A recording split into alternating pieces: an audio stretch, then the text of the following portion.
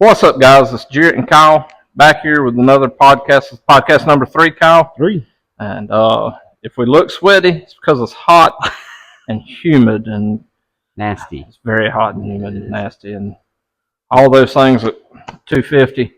No doubt about it. Make for a sweaty shirt. It is that time of the year. Yeah. All the poults are born. All the pups are born. All the baby deer are born. Have one back there. Yeah, we have them back there. And now we have to go fishing because we have nothing else to do while we're depressed waiting on hunting season. Yeah, mosquitoes are born. So let's get into it. Yeah. Well, I'm going to hit you with this right out the gate. All right. I need you to rank these blindly. 5 inshore fish.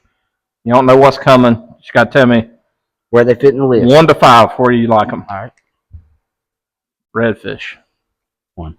1. Say solid 1. Okay. Okay. Flounder. 4. 4. The speckled trout. 2. 2. Okay. Black drum.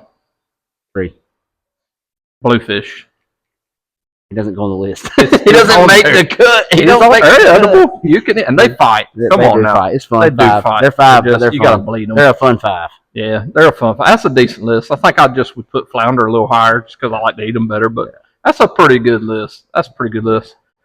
Kyle, you've caught a lot more old drum than me. Let's walk through what we need. All this right. Is so. Just like always, let's go beginner setup, dream setup. Yeah. So yeah, we're getting to be that time of the year. Yep. Fish are moving in. Which say they're moving in. They've been here a little while now, trickling in slowly. Is it a water temperature thing that brings them in, or is it a breeding thing? It's more of a spawn thing. I got you. But water temperature will hold them, and to prove that point, hold them in or hold them out. Hold them in. I got you. And hold them out. I got you. It's both things. You know, it's no different than most fish. They're looking at a certain place to spawn. They look for the Goldilocks. Yeah, they're looking. They're looking for the perfect temperature. Yeah. So, you know, they stack up in the inlets. You've caught them off the beach, and also seen them caught in the river. You know, the whole 9 yards. Far up as Newbern. That's a good ways in up that river. They do. We'll get into it. You know, it's time, and there's a lot of people that are interested in catching a big old drum. We call them old drum here in North Carolina. You'll hear them bull drum. Old drum. Some people just them big old redfish. What do you call it? Is it anything over slot? Yeah, so slot 18 to 27, right? So I kind of call that 27 to 35 inch range, like an over slot. You know, if you're fishing a tournament, most of them are 36 inches is what they're gonna what you're gonna get points for is a 36 inch fish in tournaments. Which we try to fish 4 to 5 of them a year during the fall. It's something that really kicks on, isn't it? Yeah. Like, don't get me wrong, I love fishing them in July. I love fishing them in June. Yeah. I've caught them in May. Yeah. My favorite time is that August, September, man, and even early October. You get them on a court real good. It's fun. Late in the evening, early in the morning. Yeah. I've seen people catch them at night. a lot of guys. A lot of people fish them like catfish. They go out at night and fish for them. We fish them from sun up to sundown. I've caught them at lunchtime. Yeah. And I mean, got into them heavy at lunchtime. They're not as peculiar in that aspect of when they're eating. It's just they're spawning, going, looking, and oh look, here's some bait. We're going to chase it real quick. They're in herds of them. Oh yeah, most of the time, when we get into them, it's a little different. You would think that you mark these things like crazy on your machine, and you don't. It's weird. You might mark them here and there. You get on good rock, and you might mark them here and there. A lot of times when we catch them, it's 1 or 2. But they are something that everybody's very, very interested in. Yep. And we just jump right off into it. All right. Well, let's hit it. Basic beginner setup. This is budget friendly. Yeah. You know, I'm not looking at being king of the hill with this. I'm just talking about not get by with, but good, solid, going to hold me up forever. Setup. What do you go with? It's your first time ever going. I would first to that point. If your first time ever going, first time ever wanting to get in this, assuming you have a boat. That's what I was going to say. Let's book a guide first. Yeah. And to that point, you don't necessarily have to have a boat. there's a lot of guys that live right there, Witcher's Beach, that Washington area, and they catch them off their docks all the time. Yeah. So that the river really narrows up right there, and them boys catch some pretty fish off their docks. But I've seen people catch them on kayaks. Oh yeah. I don't want them running me around like getting drugged by a 54-inch or a 46-inch. No, not red drum. No, not my thing. I've seen smaller redfish just wear somebody out on a kayak. I couldn't imagine being hung up on that, but people catch marlin on kayaks. So. Yeah, there's people out there that love it. Crazy people all over. Yeah, no doubt. I would definitely suggest the first few times you go, find a guide, go with a guide, learn what you're doing. No, you're not going to guide inland, or would you guide coast? I do inland. Yeah. I would definitely. I personally recommend Endurance Charters if you ever need them. Zach Endurance Charters. Yeah, it's Zach Bruno. We'll pop his information up on we'll throw his information up. I know it won't be a problem for him. Give him a ring. He's fishing. He knows the water. He's a commercial fisherman, so he's on the water every day. He's out of Oriental. He's out of Oriental. Does a lot of fishing in that area, and right on from New Bern, right on out to right now he's fishing the Big Rock right now. So them boys go on out covering there. all the bases. Yeah. He fishes a lot. And knows that water really great. There's a lot of guys in that area too. And if he's booked, he can move you to somebody else. All of them, they're going to get you on a fish more than likely. Now they can't make a fish bite. Yeah, nobody can. That's right. Yeah. But if you're looking to get into it, the first thing that you need, obviously, if you go with a guide, you shouldn't need anything. Your guide should have everything for you. But you can go, and if you have open eyes and are paying attention, you can learn. Yes, you can. I ain't talking about stealing people's spots, but you can learn what they're doing. Learn how they're casting, because I'll be honest with you, if you've never really fished that water, you're not going to know where you are anyway. You're not going to have a clue. They're going to get you out there in the middle of the river somewhere, and you're going to be like, oh, I can't see land on either side. Where am I? Yeah, it all looks the same. It all looks the same when you get out there. So if you don't know the water, you'll never find your way back. I've had people tell me they GPS stuff, and I'm just like, that's a person's living. You're messing with a man's living at that point, and that is not something that's cool with me. But if you are looking to get into it, you can get into it rather cheap to start off with and work your way up. Assuming you have a boat. Yeah, let's start with a boat. I know you can catch them from shore. Well, let's say you've got a boat. Yeah. And you don't need a big boat, 16-foot boat. I've caught them on a 16-foot John boat more times than I can shake a stick at. Let's say you got a boat. You want to get into it. I personally recommend the Tsunami Barrier series. Mm-hmm. I have one of those. I think I have a rod. It's a blue rod, a gray reel. They make a 4,000 series. I have a reel too. That's I have a 3,000. I think the 4,000 is really nice, and it's under $100 for the whole combo. Yeah, the reel itself's like 45 when I bought it. I don't know what they are now, but the combo set. Last time I saw them, I keep a couple of them on the boat in case somebody comes that's not real familiar with stuff. Or a kid. Somebody that might tear something out of pieces. Hey, here, throw these. Yeah. I always keep two of them on my boat. They're durable as crap. I leave them outside. I let my stuff weather. Yeah. If it's gonna last, it's gonna last. That's right. So Tsunami Barrier. Always don't cheap out on your line. Have that thing spooled with 60-pound Power Pro. Tell me what Tsunami Power Pro is that? What kind of line is that? Braided line. And I would suggest the Super 8 strand braid. It's slicker. It's just better. It's so much better. It's not as abrasive. You can throw it all day long, and it's like you've been throwing mono all day long. It's really nice. All right, rod length. I know that seems trivial, but to people getting right into it, rod length, action. If you're just getting into it, you're probably going to be doing bottom fishing. You're probably not going to be as keen on the popping corks and stuff like that. I'd say 7 foot, 7'6", somewhere in that neighborhood, anywhere in that neighborhood. Medium heavy and fast action. With that setup, you could turn right around and throw a cork if you needed to. That's a little right in the middle, sweet spot. It is. Do it all right. Yeah, you can do a little bit of everything. You ain't doing none of it great, but you can do all of it good. Right. And make sure you're going with that 4,000 series reel. You need that extra drag. You're going to need that extra line. Yeah, they pull. They pull. They can walk on you. Get on a big mama, you gonna have your hands full. A big girl will pull you around. So under $100 for that combo. If you're just starting out, it's a great place to start with that. As far as your line goes, again, don't cheap out on your line. Don't go back. Just go ahead, bite the bullet. Have your local tackle shop spool up your mic on. Yeah. Yeah, it's on. Yeah. Okay. I keep glancing at my green. We're trying these new mics. Yeah, we're trying them out. So I would say go with that. Have your tackle shop, whoever you buy from, have them spool it up with 60-pound Power Pro Slick 8. Yeah. But you can do it yourself. It's just so much easier. It's so much easier. $15. Yeah, and a whole spool is going to cost you $25 to $30 for Power Pro.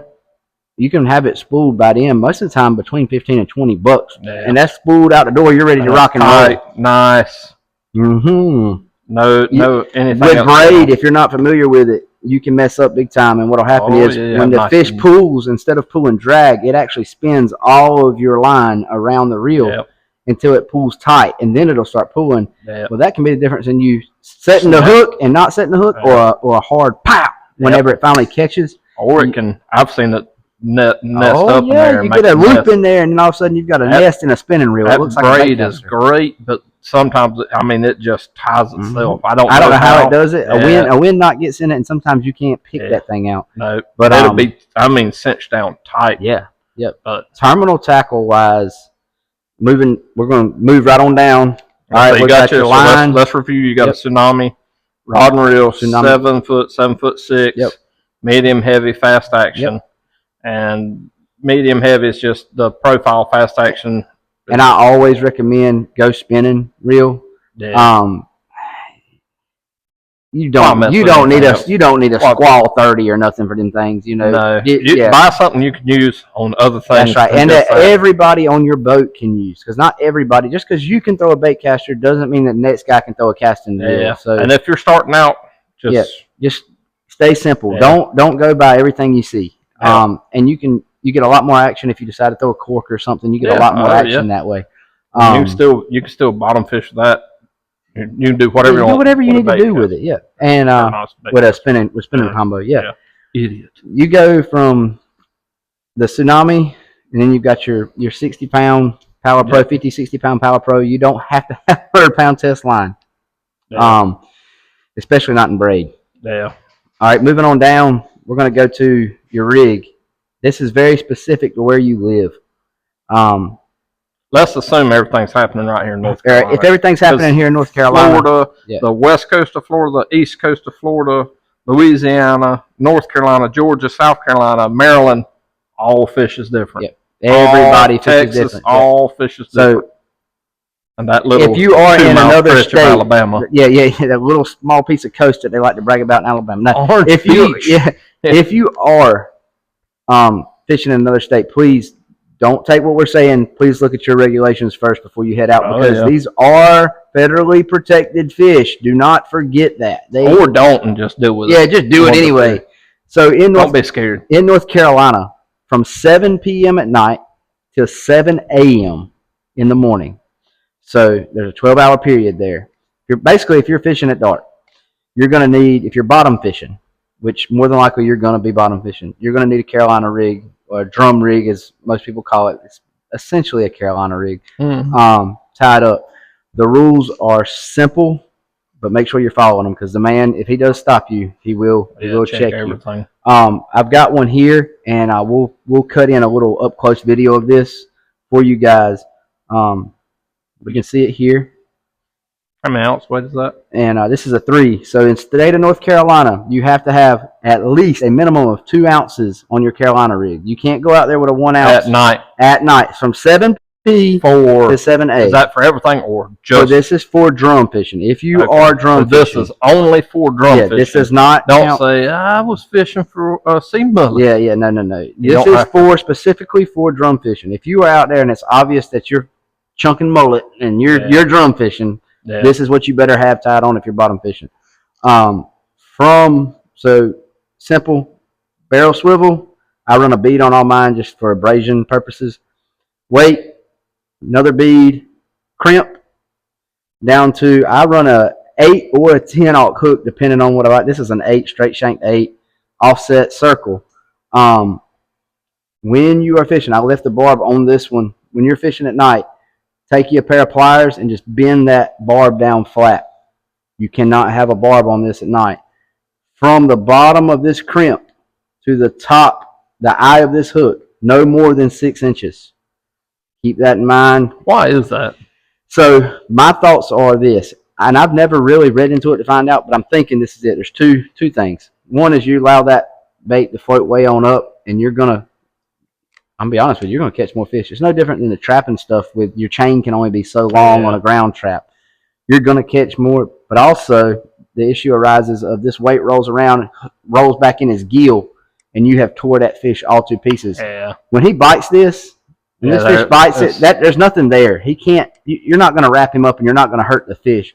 And that, I believe, is the main reason. We hadn't proven that. That's right. I believe that is the main reason. Does it have to be a flat weight like that? It does not. You can use an egg weight. Any 2 ounce weight. 2 ounce. As long as it's tied up like this, you are good to go if you're bottom fishing.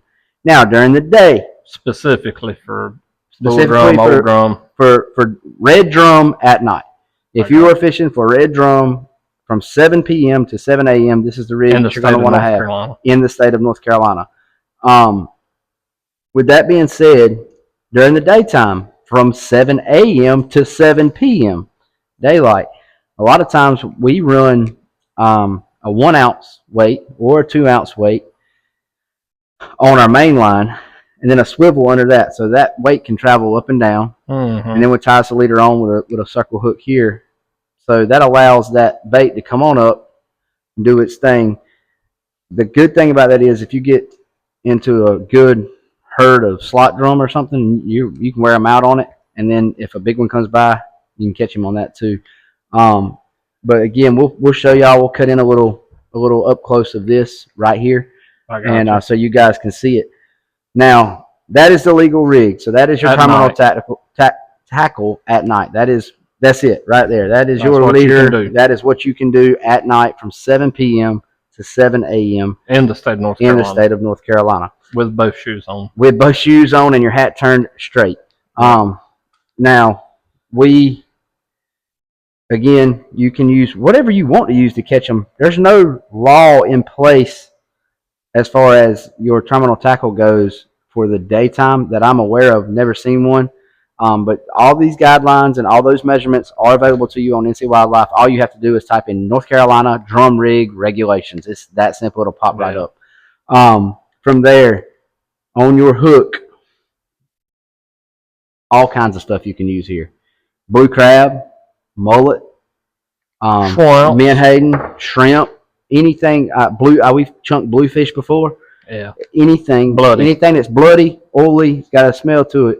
Another thing that you can also do is you can build your little chum bag, sock, throw it off the back of your boat, create your own little oil slick out there. That current is going to carry that scent way further than you believe it is. Yeah. So when you're cutting that mullet, we'll just say mullet because that's what 95% of people use is mullet. You cut that striped mullet, jumping mullet, fat mullet, whatever you want to call him. You cut him into chunks. Boom, boom, boom. I like to use the heads, on one rod and then chunks on all the other rods. And I typically run when we're fishing, we're running between 6 and 9 rods, depending on if we're fishing a tournament or not, at one time on the bottom. So. And you just broadcast them out the back? Yes, back and front. We run them back and front. So I've got 2 pole holders that are angled to the front, so I can throw off the front, and then I've got everything else off the back. I've got We've had them crossed in the steering wheel before in the center console like this, and running them that way if we were really into them. And it's proven to work. As far as, I guess the next thing, and I'm gonna let you hit on this a little bit because you know it. When we're targeting redfish in general, slots, bulls, what water are we looking for? Like as far as we're moving. Talking about water, or are you talking about topography? We're looking at how can I say? What do we want that water to look like depth wise, and then wind wise? What are we looking for there? If it's me, I'm going out there. Obvious answer is always structure. Yep. Obvious answer is always a ledge. Yep. Even more than that, I'd find a point. Yep. Redfish love a point. They do. And what I've seen them do is they'll swim down that point. Yep. Another thing they'll do is they're attack fish. They're very predatorial fish. And they'll sit back in the cut a little bit, and if you can float, especially with something like this summer cork, I'm glad Kyle brought this 4 horseman tackle. popping cork. I don't have any. I don't know if there's a size on them. It's a 3-inch, yeah. but I was looking for the weight. It's a 3/8. Probably, yeah. Yeah. Oh, yeah, it's only 3/8 weighted on the bottom. Yep. I'll take this. I'll throw it out. I'll put me a little leader on the end of it. I'll put a circle hook because it just takes a lot of the guesswork out of it for you. And I'll throw it and I'll let that cork sit. And let's pretend my iPhone is a redfish and there's a cutback right here. Yep. If I can see grass, and even if it ain't real big, it doesn't have to be real big. Or if there's a little just wash that's coming right here, I'll throw that cork and try to let it just sink by his nose. Buddy, I've caught more redfish like that. Yep. There's going to almost always it's not guaranteed, but there's almost always going to be a slot laid up in that 2 foot of water when you're going to bypass it. But he is laid up in that. He's going to be 18 to 27-inch drum, and he's going to be laid up right in that little 2 foot of water. Something to go by his nose. That's all he needs is a crab to come by, a mullet to come by, and they're going to be on it quick. And they're going to be on it quick. If you've ever seen them attacking menhaden and attacking mullet, it is unbelievable. They're throwing them slam out of the water, and they don't give up on them. They're a strong fighting fish. They are until they get tired. But I mean, I guess that's answering your question. Yeah, what we're looking for is oyster beds. Yep. Look for any structure, rocks. Yep. And when we fish in Florida, it's mostly grass flats there. So you'll either find a big sand spot where it's a little bit deeper and sandy outside the grass. You can fish the edges of that, or if you find rocks, the redfish will lay up in the rocks. Here, I've noticed it's going to be more, especially in the river, pine trees that fell and stuff. Kind of like bass fishing in a way. Real similar. Which now bass lures and baits and crankbaits they work on redfish. I have caught them on a chatterbait before. Yep, that real similar mind. Anything that gets their attention, they're going to attack. Yep. Another thing to add to what you're saying, when it's not just for bulls and not just for slots, I always watch the wind. Always fish on a wind-blown bank. Yeah, it's blowing that bait up. It's blowing that bait up. That bait is. It'll help you cast. Yep. And that's where they're going to be. They're not going to be. That bait can't get out of that current. You're looking for hard currents and hard wind-blown banks. Yep. If you're throwing into the wind, you've messed up. Now, with the bull drum, you're going to see a lot of guys out there in 20 foot of water fishing them, and you're going to see guys in 10, 15 foot of water fishing them. I have caught them, and I've got videos of them where we pulled them across shoals. Yeah. And you can see near about their whole body coming over a shoal in, I'm talking a foot and a half of water. That one that died up there just by Cherry Point. Mm-hmm. I can't remember what creek that is right there. Slocum Creek. There's a sandbar right there, and he got laid up there and died. Yep. They are in those shallows. And the bigger thing is... That's because the bait's there. Yep. Bigger thing is that shoal rolls here, and then there's a dip in that shoal, and then it comes back up, and that shoal comes back out. Yep. That bait is sitting right here. Yep. He comes over that because he can swim in this no current right here really well. So that bait comes over. Oh, here he is. Boom, he's attacking. So don't think that you have to go to 10, 15 foot of water. Yep. Now, granted, you're going to catch them there. You're going to find, like Jarrett said a while ago, you're going to find that ledge, that spot where it starts to go from 4 to 8. That 4 to 8 is, you got to have a sharp drop. Don't do 4 to 8 and 100 yards. That's right. 4 to 8 and 10 yards. Because the deeper it gets, most of the time, you're going to have more current in that lower spot. So at 4 foot, your bait fish are sitting up here because they're happy. Mm-hmm. They're like, oh, we can swim good up here. We're tiny. We can't get down there and get going. Well, he's sitting right there waiting. And a lot of times, if you catch one, hold on. You're going to get another one. Most likely. Yeah, more than likely. Give it 30 minutes and see. We were down there at the coast on a sandbar. I mean, it was high tide. Yeah. And we got into a big school of them. And they were schooled up pretty when they're out there on the beach. We don't get to see it as much in the river. Now, don't get me wrong, I have seen it in the river. But sometimes you get out there, there'll be an acre. And this is not an exaggeration, guys. You can go look at drone footage of it. You should look at drone footage of it. There is an acre of just gold the biggest one out there. Seen. Yep, some big bull drum. Looks fake. It really looks fake because how they swim, they're layered, and it's beautiful. Yep. So to recap, we're with that Tsunami rod again. We are with that 60-pound Power Pro We've got our Carolina rig tied on with our 810 aught circle hook. Check your local regulations for your leaders. No sense in giving green jeans. I'm all for doing something, right there around the books, but no sense in giving him a leg up. Might as well check and make sure what you're doing is legal. So we know that we're looking. Yeah, we know that we're looking for converging currents. We're looking for shelves. We're looking for structures. We're looking for wind beating banks. Wind beating on the banks. We know what we're looking for now. And again, the more you do this, the more you're going to say, okay, this is the wind that they're talking about. I prefer 15 to 20 miles an hour when I'm out here bull drum fishing. I want whitecaps in the river. Yep. It's drummy. It's drummy. Because that bait is just, it can't go anywhere. There's that much current moving. You can't do it. I like good clean water. I don't like it as much after a hard rain, but I do want clean water. The more fresh water kind of pushes them back out. It does. I have seen them sit in fresh water for a while and feed, but the more fresh water you get, the more your bait starts to move out. And then here comes you want to fish where the bait is, which now I've seen it too. And I've seen it where you've had so much bait that it doesn't matter what you're throwing. Yeah, no, you're That's right. Also, we got into some menhaden there. I think it was a year or two ago when me and Dylan and Archie went out and we threw a cast net. It took me and Dylan and Archie 3 200-pounder plus and just barely could pull that in. Yep. And that's another thing to look for too, guys, is if you're out there in the daytime and you see a big ball of bait just out there flipping and jumping and doing all kinds of craziness, and you just see, the water is just stirred up. Yeah. Get over there and get a line in the water. Yeah, it may be bluefish. Yeah, but it also may be. If you get those chopper blues, those are fun to catch. Yeah, and you're gonna. I know you didn't put them on your list, but they're fun to catch. If you're drum fishing, more than likely you're gonna eventually catch a bluefish. It's just part of the deal. We catch them in Florida. You'll catch soap sticks. I think they're called angelfish. Yep. You catch them if you're fishing for redfish or trout. 100% on the Gulf Coast of it, you're gonna catch angelfish. Yep. It's just ladyfish. 1, 2. I don't remember what it's called. We always call them soap sticks. Yep. I don't actually know the name of it. Yep. But they're long. They look like they call them a fake tarpon or baby tarpon or something like that. Yeah. Fun to fight, but useless. No pee on you or crap on you as soon as you get them in the boat. Useless. So, all right. So let's go with. So we've got our night set up. Yep. Let's go daytime beginner.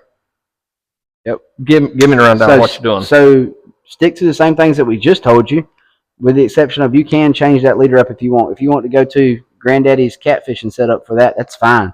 Yep. But you can stay pretty much the same. I wonder if you could catch them on livers like you do catfish. I think anything bloody and nasty they eat, honestly. Yeah. But that mullet is really. I think the bigger thing is another thing about crab traps in Florida. Yeah, and that's old nasty dead. Anything you throw in shrimp there, heads or whatever's in there, gross pig knuckles. Yep. Yeah, whatever you get in there. But one thing that I will tell you about them, fresh bait. Yeah. I have had them out there. I've been fishing with frozen because we hadn't had a chance to net any or whatever. I've been fishing with frozen bait, and I'll catch them here and there. But there ain't nothing like fresh bait. That fresh bait got more oil in it. Yeah, learn how to throw a cast net. Go catch you some bait. If you can't find a local seafood guy, they'll sell you mullet. Yeah. Most time $3 to $5 a pound. Yeah. It's cheap for a good day of fun. Get you.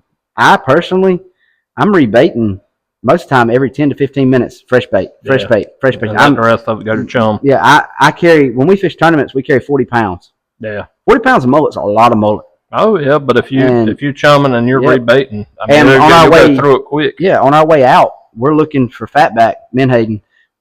Throw the net on. I'm gonna throw more in there, and I'll use it for chum. Might start using it for bait. We normally keep a crab or two in there. Just you never know. Like I can't hook a crab. I'll bust a crab wide open. So I have found that the best way to hook them is to cut him. Take your fishing scissors, cut him right down the middle, right between the eyes, straight down the back. Mm-hmm. Go in where his air sacs are. Go in and then flip out the armor on the bottom side. Yep. And you don't crack that shell as easy. I'll rip it apart. I've got these handicap hands. I'll just mess it up.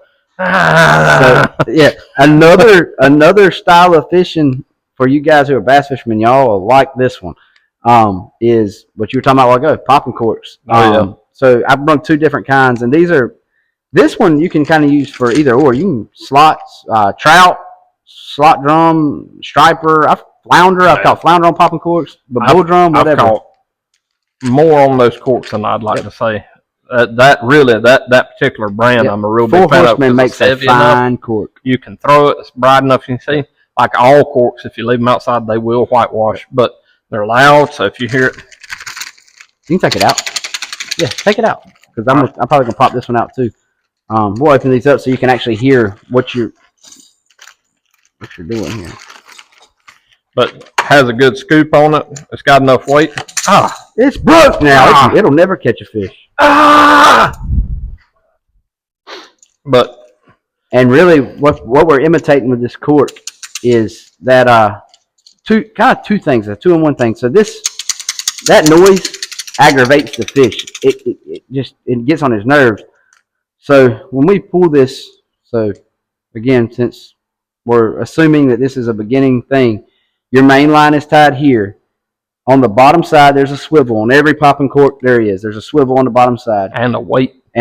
Always on the bottom. So that's, after you pop, it stands that cork right straight back up. And this one, it seems real obvious because the big side's here. Sometimes it's not. Sometimes they're in a cone. Sometimes there's a ball on each side, and there's a weight on each side. That might be a ball. That might be.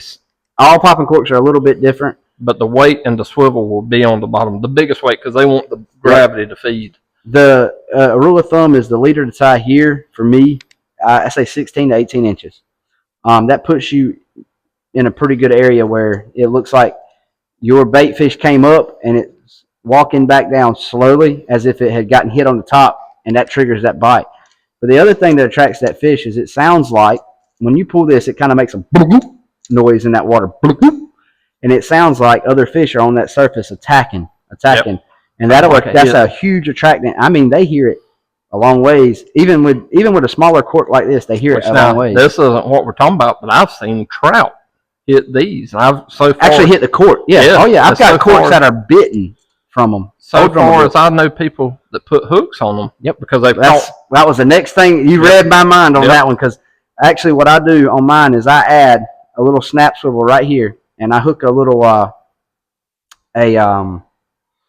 I call it a trailer hook, but it's a not a snare hook. It don't matter, but it's like a tiny little circle hook kind of. And a lot of times I'll hook one right there when I'm fishing during the day. He'll come up to hit this. And I'll set it, and here we are. We're on. Yeah. So that's a good rule of thumb too on that one. This is a bigger cork specifically designed for old drum.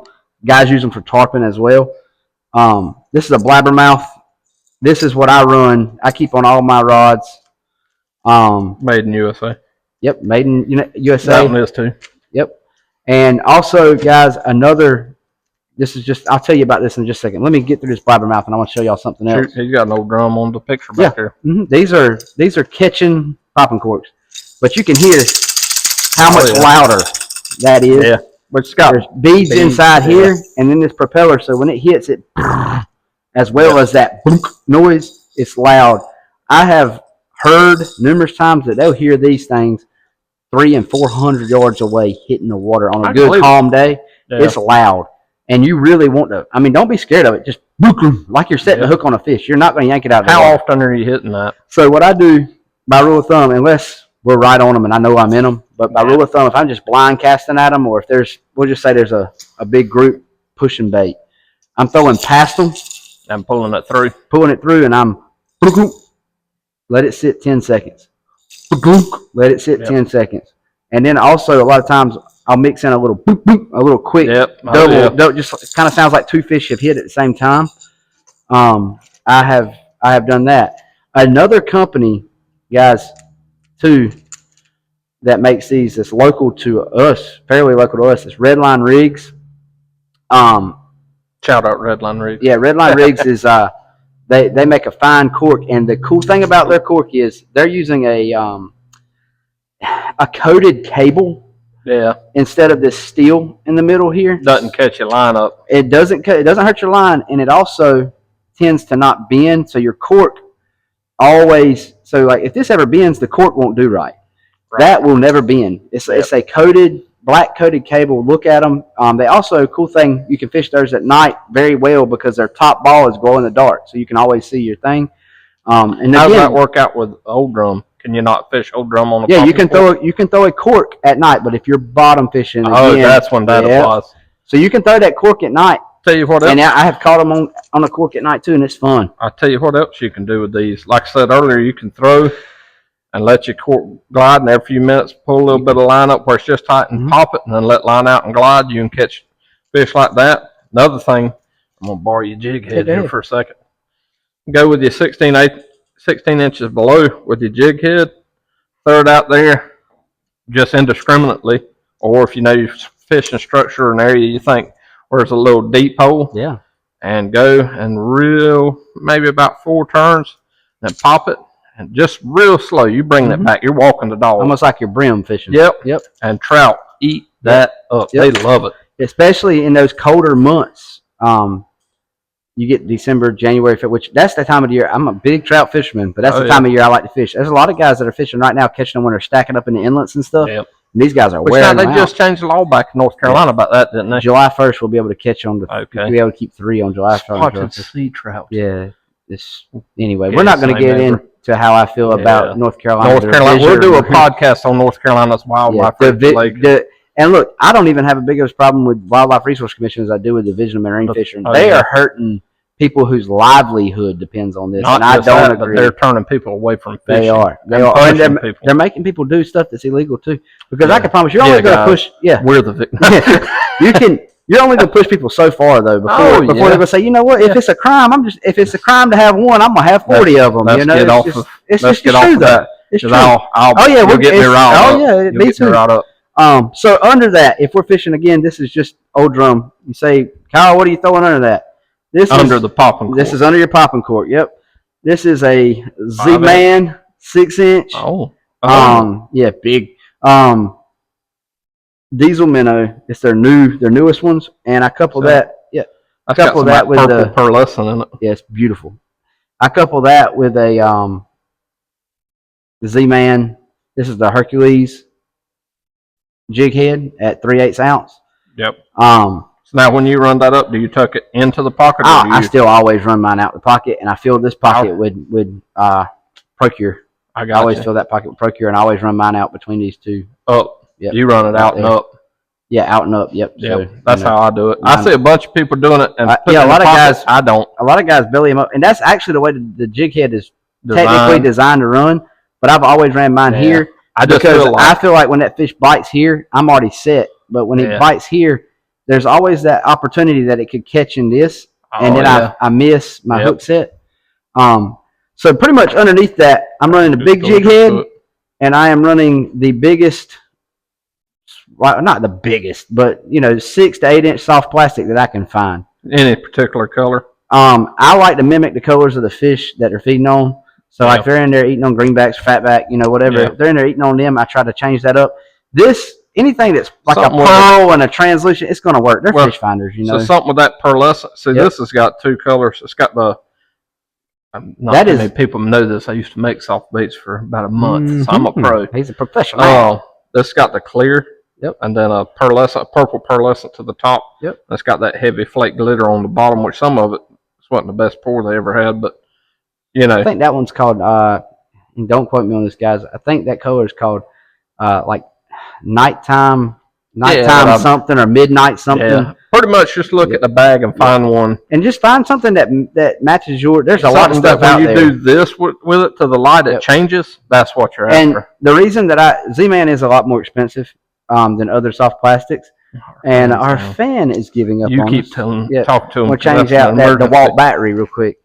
So the reason that I fish Z-Man as opposed to other baits is they have this new Elastic stuff, guys. I can stretch this soft bait I've got it stretched out right there 3 foot easy. Good gosh. And it doesn't break. I can tie it in knots, bows. It doesn't break. The fish can chew on it, and it really doesn't hurt it. They're a little tough to get a jig head in because of that, but they last. Obviously, there are other options out there, and you don't have to buy Z-Man. I like Z-Man because of that. That fish is not going to chew that up. I'm not scared to tie this thing in knots, bows, whatever. Yeah. It works out nice. That is in other words, anytime I'm running from spot to spot, I'm constantly looking. Where's that bait? Where's this bait? Where's that bait? Okay. Do you ever just jig for them?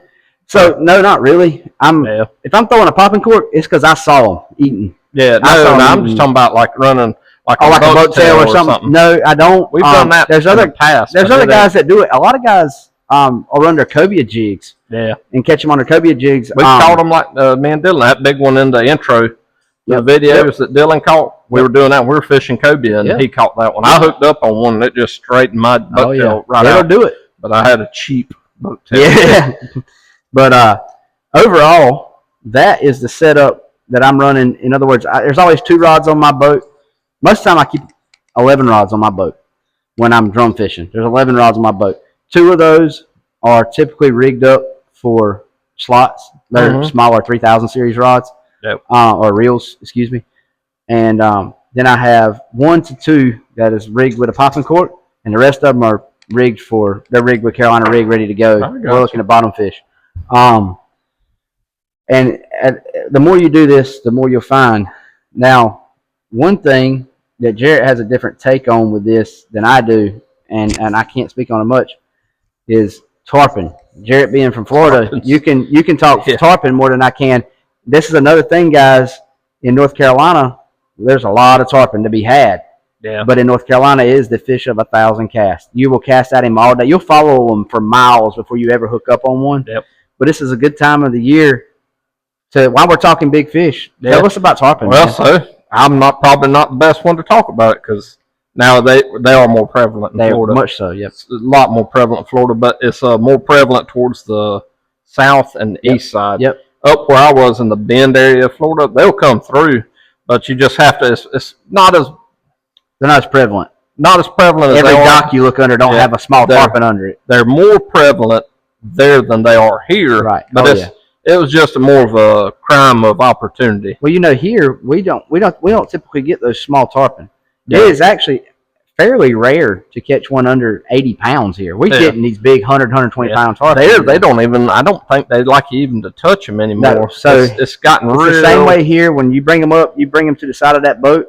Do not clear your gummel with him. You get that hook out of him, take your picture, and get him out of there. Yeah. Do not pick him up. Don't play with him. Be careful with your hands because you can lose some digits too. Yes, sir. Not from the tarpon either. No, sir. That's great shark food. Yes, it is. They love to follow a wounded tarpon. Yeah, a tired tarpon. Same thing with old drum too, guys. Be careful when you're getting them out. I got a picture. I think I showed it to you. Yep. I caught one on a cork last year, and the top of him, he had just the prettiest shark bite you can see right in the top of his back. Yeah.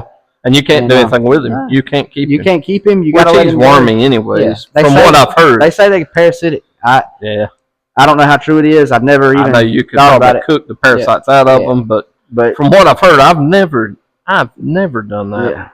Yeah. But no, I was wondering what you're gearing up there with. I've never actually caught a tarpon, but now a bunch of my friends back home have. Right. My dad. And that's what I said. I knew you had some type of experience with tarpon. I haven't personally. I have secondhand experience. Right. But it's there in that particular part of the world. It's more opportunity than it is regular. Here, I've never caught one here, but they're beautiful fish. I'd love to. Some people catch them. Man, big old thumbnail scales. It's beautiful. I would also just recommend to anybody while you're throwing your mullet and your fat back in there, throw you a couple spot and croaker in there. Yeah.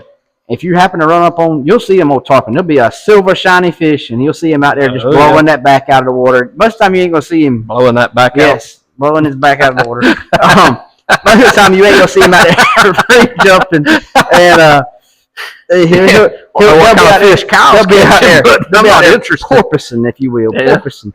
That's a new term you got there. Blowing your back out of the water. Oh man, that's tough. But if you see him like that, run up there with that whole spot or that whole croaker and chunk it at him on this same rig. You might get one to take. Yeah. And if you do, you're going to have a fight, and it's going to be fun. Oh, yeah. So that's covered us on the old drum. Let's talk about slots. Let's talk about slots. Yeah. Now, slots, I feel like you can catch them on a lot of different stuff. And just stay in it. If you're catching, I don't know why. People would just pull up when they're done. I get you can only keep one. Sit there and catch them. Have some fun. You can throw them back. Buddy, when you get in them, you're in them. And when they're off, they're off. Which now, tell me if you've had this happen to you. I've been in redfish, just catching them, little just under slots, and you'll catch a slot. And then as soon as you get that slot in the boat, off. Yeah. They shut off. Yeah, so what I have found with that is that you'll be rat red, and then you catch a slot. And same thing, you might catch 2 slots, but then after that, it's dead. What I have found is that bigger class of fish comes in and pushes that bait out, and then everybody leaves. Is what I think is happening there. Which now, what you're calling rat reds? Anything under slots, anything under 18 inches. Call them a rat. Yep. Which I mean, I do too, but some people might not know that. Yep. I call them a rat. If it's under a slot, if he's not a keeper fish or bigger, and it's a slot, that's fine. Where's that tape measure at, Kyle? I don't know what we did with it. What did we do with it? I don't know, but I'm gonna get a sip of water while you look for it. Yeah. Might take me a second to look at. How the heck do we lose the? Our slot is 18 to 27. It's right here underneath our light. Makes sense. Right in front of me. Yep. It was just hiding. Take. Yeah. So. 18. 27. And not an 1/8 inch over. So 18. And remember, everything shrinks in the cooler, fellas. So that's how much of a gap you have. Yeah, you've got from here to here. So you've got 9 inches. That's a good point that you. That's a good point. It don't shrink a lot, but if it's 27 1/8, that's going on the ice. Yep. So you have that much slot to play with. It's legal to keep fish between 18 and 27. Yep, and that's in North Carolina again. That's North Carolina rules. Yeah. And which now Florida is 18 to 27. Last I checked. Really? I know now Louisiana and Florida, unless they've changed it, you can only keep 1. Yeah. North Carolina, you can only keep 1. Now, Louisiana, I think you can keep 2. Yeah, and Louisiana's got their own set. Yeah, and they can let you have 1 overslot. You can have 2,000 trout, I think, in Louisiana. I don't know how that was. It's crazy down there. That's a lot of trout. But another thing to keep in mind, you saying to shrink, don't keep an 18-inch dead on the money fish. Because you get pulled over and the man puts it on there and you got him on ice. Unless you're going to throw him in the live well. Yeah. But you got to be careful because when he dries out, he shrinks. And know what they're measuring to. That's also, right. I don't have my whiteboard. I've got something wrote on it, but I don't have a fake fish. But let's pretend this is our fish. Is it nose to fork or is it nose to tip? Yep. So that can burn you up. If we are measuring the tip here. Yeah. But in all the tournaments that we fish for old drum, we measure it's fork. Spanish is fork length, ain't it? Spanish. I don't want to speak on that. I don't know. I think Spanish mackerel's fork. It probably is. And then a lot of those fish drum, are fork length. Black drum is what? It's see, we don't even know when we fish them. So I'll be honest with y'all. When I get into stuff like I fish trout, I fish striper, and I fish redfish all the time. I know that set of laws like the back of my hand. Anything else flounder, but anything else while I'm fishing it, I'll look. I ain't sure. And even look, dude. Guys that I hang around with, I've been blessed with the opportunity to help out with guiding and stuff with some guys mating for them and stuff like that. And I've had that opportunity, and so I've got some really close friends that this is what they do. These guys, this is their livelihood. There's some of us in the community that get that out of my eye.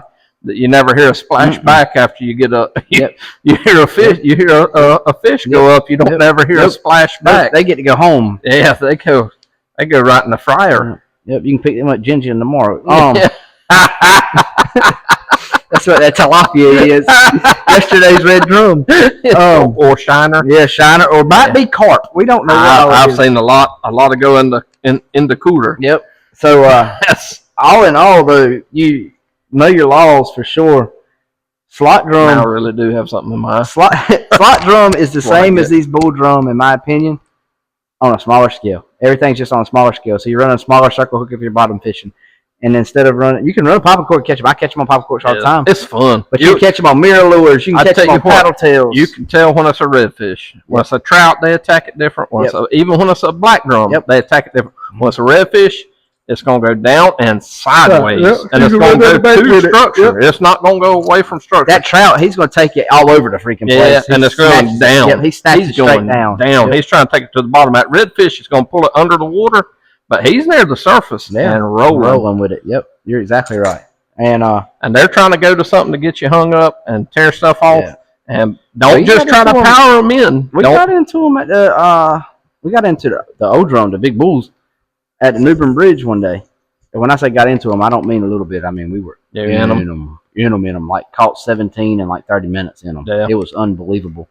And that's how it was that day. We were all on corks. Every one of them was on corks, and it was just throw, catch, throw, catch. But they were, every time they'd hit, they were trying to run the pylons on the bridge.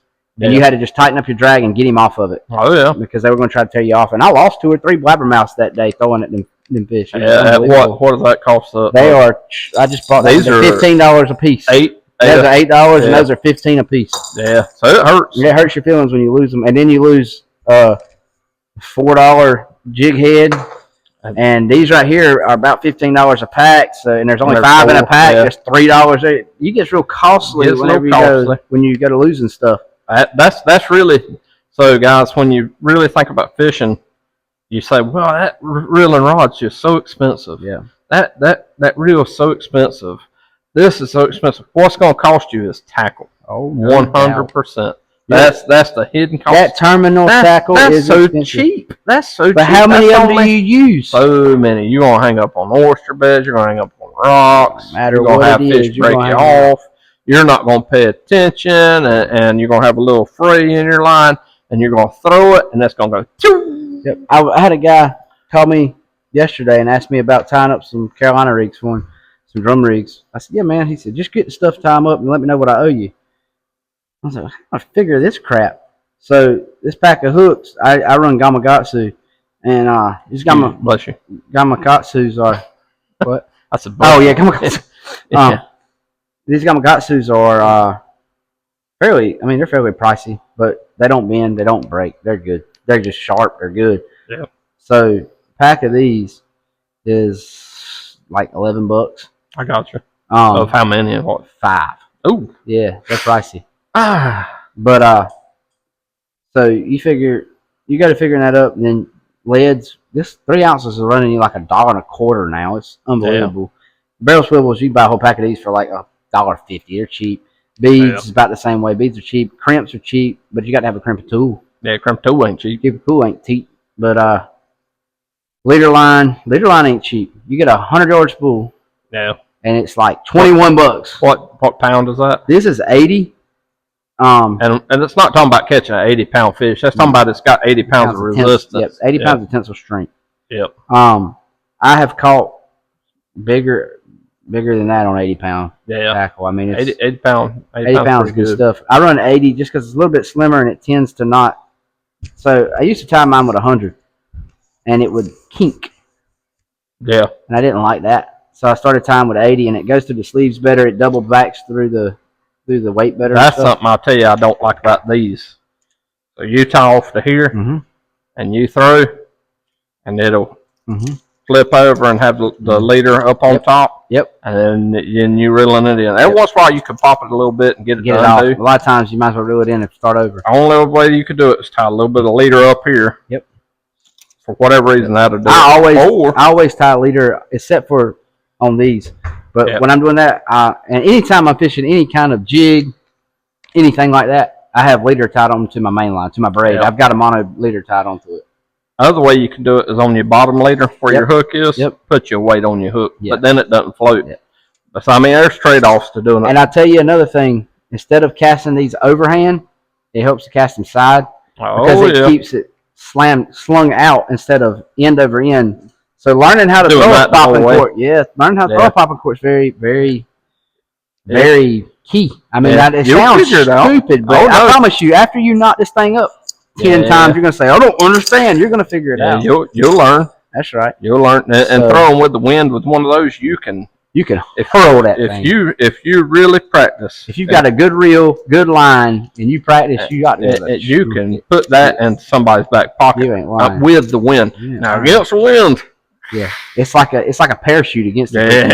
Against the wind, that's a different story. But now with the wind, especially if you whip it low like he's talking about, you can put it into some sweet spots. You got to be ready to kind of flip that bail. Otherwise, you're going to be in bad shape there. Because she's going to wind knot you.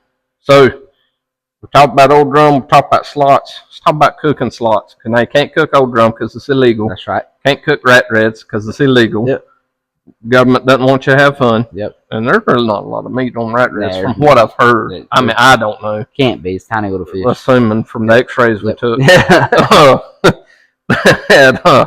What's your favorite way to cook them? Probably.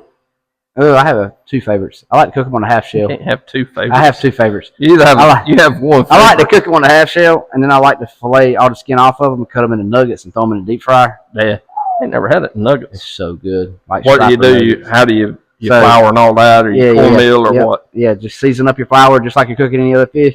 But I always season mine with salt, pepper, garlic salt, a little bit of Lowry's or something, some type of seasoning. A lot of salt, what I'm hearing. Yeah, a lot of salt. But I'll cut them into little chunks, batter them chunks, a little bit of whitewash them in eggs. You do your half shell. What do you do? Half shell, fillet them out, leave the skin on the bottom, your scales, everything on the bottom. Yeah. That's important what you just said right there. Leave the scales on the bottom, otherwise you're about to have a mess. Yes, you are. As soon as you throw it on the grill, you're going to have a problem. But a lot of times two ways. Hold on. Wash it first. Yes, please wash the first. Meat. God bless. Nasty people. Yeah. Lemon pepper, lemon juice, and like a little square of butter right on top. About a quarter inch. Yeah, just a little small square of butter right on the middle of it. Let her cook out, and right before it finishes off, I'll hit it with that lemon. It'll turn white. Yep. It'll turn white. You'll see it right in front of your eyes. It won't take long. It's like cooking shrimp. You just wait until the color changes. Yeah, it's ready. Big thing with that butter is it keeps it moist. Now you can dry fish out quick on the grill. I suggest if you don't cook a lot of fish on the grill, wrap it in tinfoil. Kind of help keep some of that moisture in. But now you ain't seeing the meat, so you got to know your times. In and out. Yep. But you'll probably mess up a piece or two. That's all right. Yep. Life goes on. If I was answering the same question, if talking about eating it, my favorite way to eating it is on the half shell. Yeah. But now, if you're talking about two other good ways to do it, half shell, throw it out there, butter. But now I use blackening season. I just like blackening season. Yeah. Got a little spice to it. It does. Smoking it.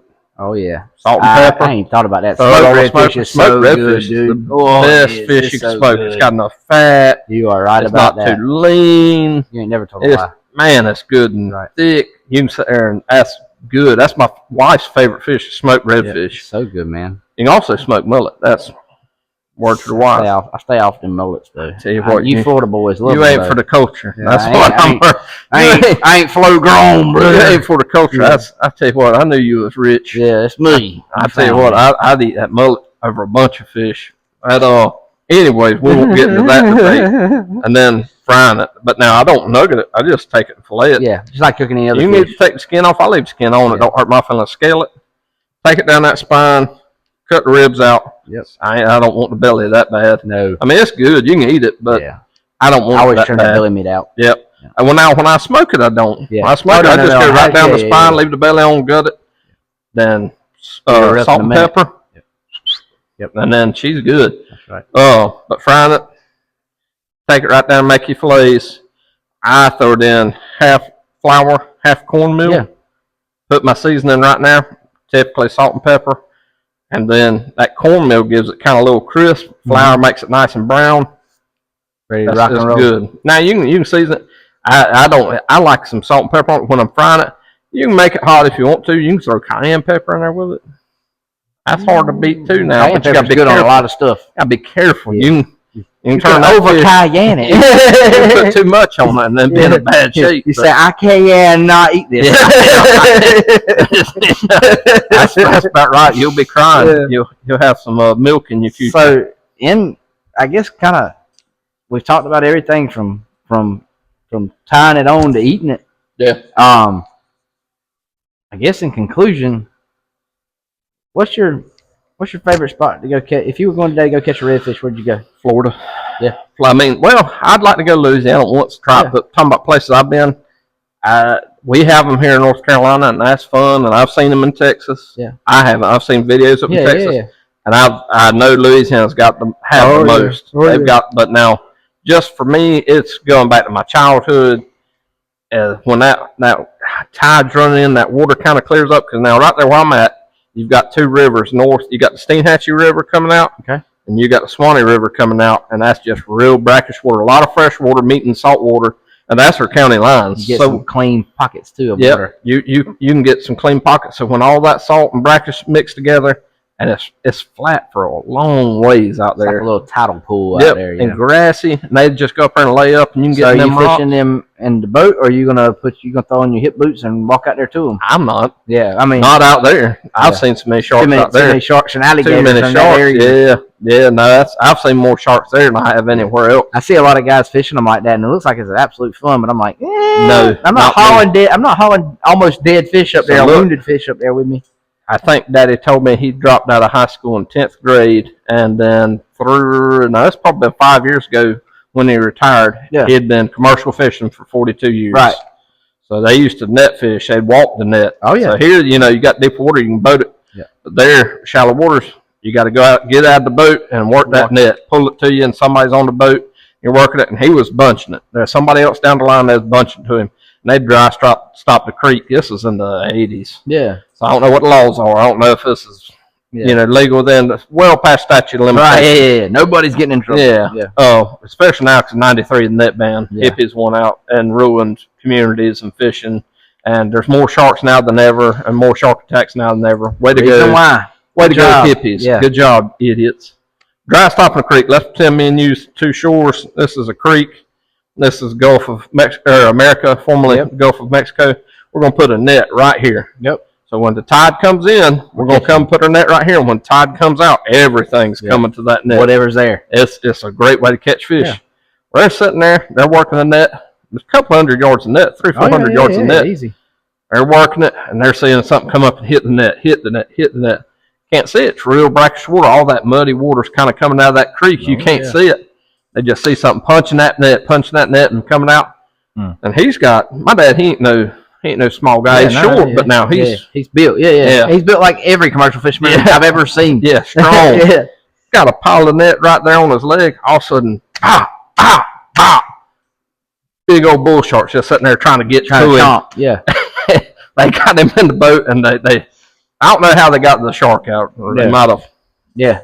I'm not sure. He didn't tell me that, but that's why you'll never, ever hear me wading out. Don't like it that much. I've been overboard at night fishing a legal net. Yeah. FWC. fishing 50 foot of net.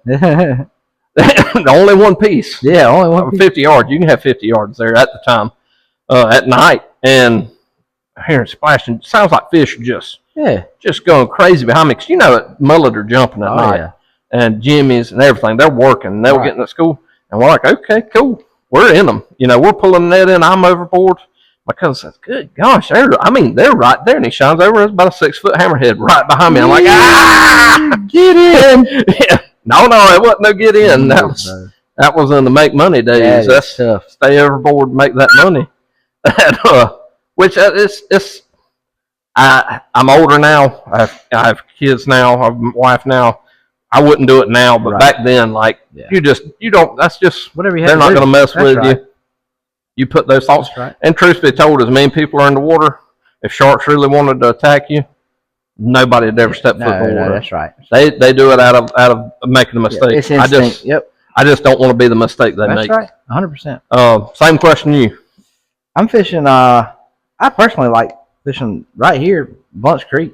If I'm going to go fish some slots, that's where I'm going. Now, if I'm going to go fish for Old Drum, totally different story. But if I'm going to fish for slots, I'm going to Bunch Creek. It's hard. I've never actually successfully landed Old Drum. We've caught them and had them just whip off at the boat. I know if it don't cross the gun or you didn't catch it. Yeah. I call it if you can get it right there and then it breaks loose. I'm saying I call whatever. it. Yeah. If I can't eat it, I don't want to catch it most of the time. Yeah. That makes me so angry. That's another thing about these fish too that we didn't even speak on them real quick. When you do pull that fish in your boat, please be careful how you're handling him. Yeah. If it's an Old Drum, put your hand under his gut and your other hand right underneath his gill plate here and hold him up. Support his gut. He's a 40-pound fish. And what'll happen is when you put him back down, he'll roll right over just as dead as crap. Yep. Put him in the water, hold on to that tail, let him take off. Don't do all this crap you see on TV. That ain't doing nothing for that. Don't shotgun him from the top. That's so stupid. Just hold him, and in a minute, he'll get himself together and he'll go. A lot of guys, I see them plunge them back in there, and in just a second, you'll see him roll up. Yeah. You got to go over there and grab him again and get him kick started, and he'll finally go. Yeah. You wore that fish out. Yeah. That's the thing you need to remember. When you're fishing, him he's out. tired. He's 40 pounds. You might have fought him for how long, you think, average fight?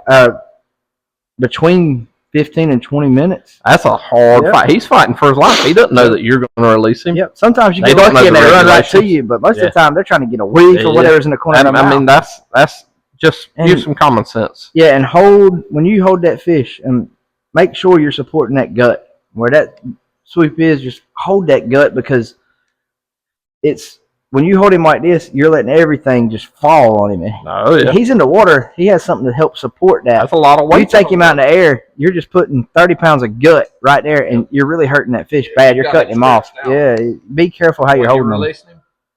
Really easy. Hold that tail. Hold that tail. He'll let you know when he's ready. Yeah, he'll let you know when he's ready. Don't be over here doing this. Because he'll kick when he's ready to go. Not just that, but you're doing this, and I ain't going to say you could ever see a shark coming, but it doesn't hurt to be where you could. And like Slocum Creek and places like that, you got to look out for alligators here in North Carolina too. Yeah. Same as, Florida obviously, but here, same way. You got to use some sense. Yep. But what time are we on? I don't know. I think it's about that time. Oh. Hour 6. Yeah, we're there. We'll wrap it up with same way we normally wrap it up. Few rapid fires. All right. I'm going to hit you with the rapid fires this time because you always try to hit me with the rapid fires. I like asking questions. I like answering. I know. I want you to answer some. All right. My voice will be gone if I keep answering. All right. Favorite, just rod reel. I don't need to get in all your tackling crap. Rod reel setup for if you were going today to fish bull drum. What would you run? I don't like dowels. That's not what you asked. I'm pin reel. I'm old school. I like pin reel. That's fine. Pin reel 4000 in this series. I don't care. Yep. I like a sealed reel. Yep. Get it. Salt water. It's gonna get on it. Yep. If it's not sealed, 100% won't last you more than a season. Yep. Really, I don't really care about brand of rod. I have some rods that's made for me. I like them the best. They look cool. But outside of that, I'm not a big ugly stick guy. Anything that's not an ugly stick. We use the ugly stick tigers a lot for bottom fishing with the clients and stuff on the boat. Yeah. Because they're super durable. Those are $110 for the tigers. Oh yeah. But they're durable and they lifetime warranty. If you snap it in half, you just take it back over and say, "Hey man, give me a new one." But it feels like you're fishing with a fiberglass piece of rebar. I think it's a raccoon. I don't know what we got going. We'll get him out in a minute, but either that or some rain dropping off. Might be that too. Winds might be picking up a little bit. Yeah, but if I'm anything like you said, 7'6", heavy, or even just a medium action. It doesn't have to be medium heavy. It don't have to be. Like say 4,000, and then you can do anything with it. Which now you can get away with a 3,000, but you really limit yourself. Yeah. Favorite color soft plastic? Here or where?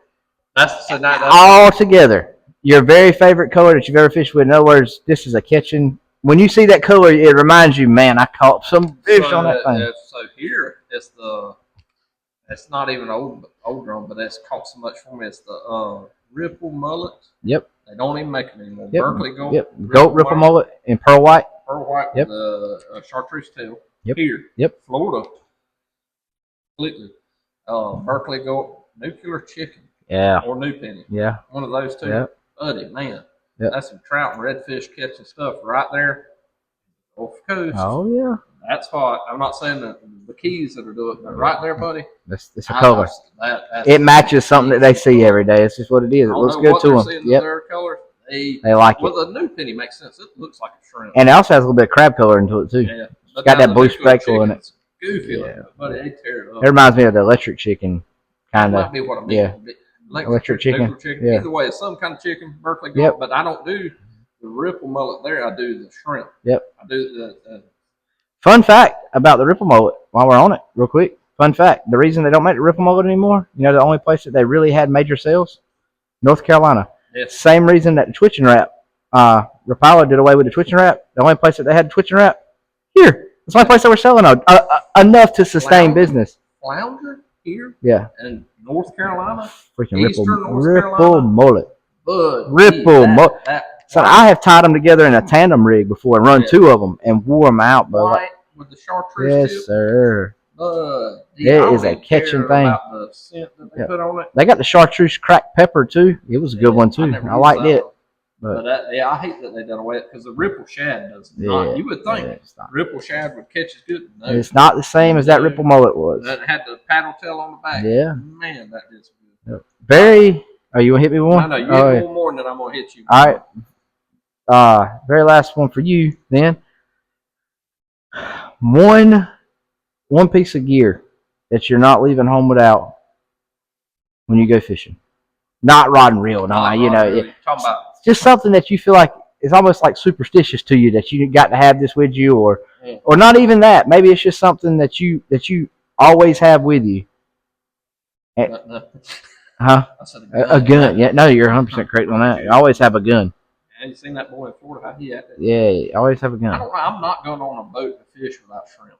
I don't care if I'm going on shore. There you go. I don't care if I'm inshore. I don't care if I'm going if it gets boring somewhere, you can go catch something on shrimp. Let me tell you this. They ain't a thing living that don't eat shrimp. Minus people that are allergic. That's it. And they wish they could. I think you could catch everything. I agree. From dust mites to full-blown sailfish. I agree. I'm not. If you say, Jarrett, we're going to fish tomorrow, I got the bait, I'm going to say, do you have shrimp? You're going to say, I've got mullet, I've got this. I say, do you have shrimp? If you don't say yes, I'll take it upon myself. Grab some shrimp. You can go to a grocery store. And get shrimp. Fish don't know. They don't care. They don't know that that's a 18, 20 count shrimp. I ain't eating that. They don't care. They smell it and see it and they're gonna eat it. It's good. Shoot, you could catch me if I swim around. No doubt about it. I mean, it's just especially live shrimp. But now that's harder to come by. But shrimp, fresh shrimp, if I have to, frozen. But any kind of shrimp. Shrimp gumbo. Shrimp kebab. Fried shrimp, boiled shrimp. It is a great movie. All right. You only get to do this once. You get to go anywhere in the world you want to. Do it. Where you going? What you fishing for? So I go fishing anywhere in the world? Only get to do it one time, though. I'm going to Costa Rica and catching a rooster fish. One of those ones with the big blue. That would be cool. I tell you where I've been watching. I want to go fishing. I wouldn't want to go. I'd hate to fall off a boat there. I don't even know what I'd want to catch. But they've got some crazy looking fish. That's Australia. Yeah, they do have some wild fish. Man, yes, they do. They've got some crazy. I watch. I think their fish bred with their kangaroos one time, and that's what they wound up with because they got some. It'll be some blue like that. A pretty beautiful fish. And it'll be blue water, and then you won't see it, and then that thing's. I do that. Yeah. I do that in a heartbeat. Heck yeah. Minus having to go to Australia. Heck yeah. That's what I do. Well, Kyle, you ready to wrap it up, buddy? Yeah, man. I think we have covered it pretty in depth. At least you can get some information to get started here. And guys, don't get scared of it. That's the biggest thing. If me and Kyle could tell you anything, I have caught them in some places where you'd say, ain't no fish there. Pulled up. I said, well, let's try it, boys. Caught them. Another last piece of advice. I know I just said it. If you go fishing and you don't catch anything, don't give up. Be more hard-headed. Treat it like hunting. Most of you guys are hunting too that are watching this. Treat it like hunting, don't you? If you're going to do anything in life that consists with animals, be hard-headed. That's right. It's not going to always work out. It's not going to go your way every single time. The weather plays a big part in, and I mean, there's parts of weather that there you go. There's parts of weather you can't see. Rainfall. Just because it seems like in your day it's going to be a great fish day, doesn't mean that it will. And just because it seems that it doesn't mean that it won't. The salinity of the water can ruin you, and you don't have a clue what that salinity is. And stuff could change. Yep. You could have a weather front move forward. That's right. And the fish could be biting it, shut them off. And then another day you could be going fishing, and the fish not be biting, and the weather front move forward and turn them on. That's exactly right. That's the biggest thing. But we'll wrap it up, guys. I want to thank y'all for watching. We appreciate you. We want to praise God for another opportunity to come over here and do this. We appreciate the comments. Some of y'all have left some comments saying what to do. Keep right on. We appreciate it. We're getting some decent feedback. So let us know what you'd like to see next. And we appreciate you guys. Thank you for watching. Hope you have a good night. See you next time.